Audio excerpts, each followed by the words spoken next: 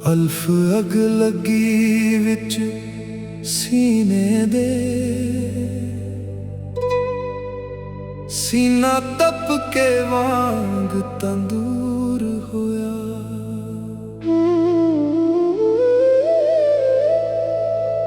ਕੁਝ ਲੋਕਾਂ ਦੇ ਤਾਣਿਆਂ ਮਾਰ ਦਿੱਤਾ, ਕੁਝ ਸੱਜਣ ਅੱਖਾਂ ਤੋਂ ਦੂਰ ਹੋਇਆ।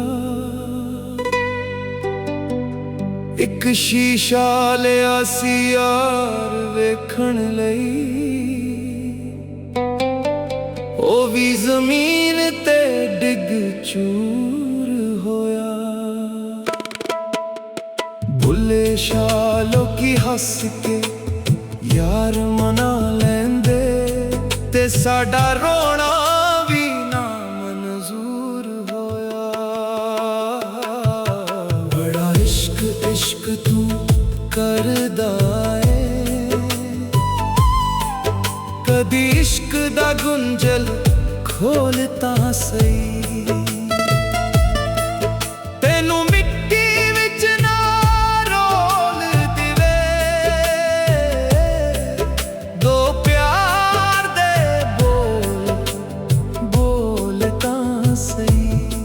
ਸੁੱਖ ਘੱਟ ਤੇ ਦਰਦ ਹਜ਼ਾਰ ਮਿਲਣ, ਕਦੀ ਇਸ਼ਕ ਨੂੰ ਤਕੜੀ ਤੋਲ ਤਾਂ ਸਹੀ। ਤੇਰੀ ਹੱਸਦੀ ਅੱਖ ਵੀ ਭਿੱਜ ਜਾਵੇ, ਕਦੀ ਸਾਨੂੰ ਅੰਦਰੋਂ ਫੋਲ ਤਾਂ ਸਹੀ।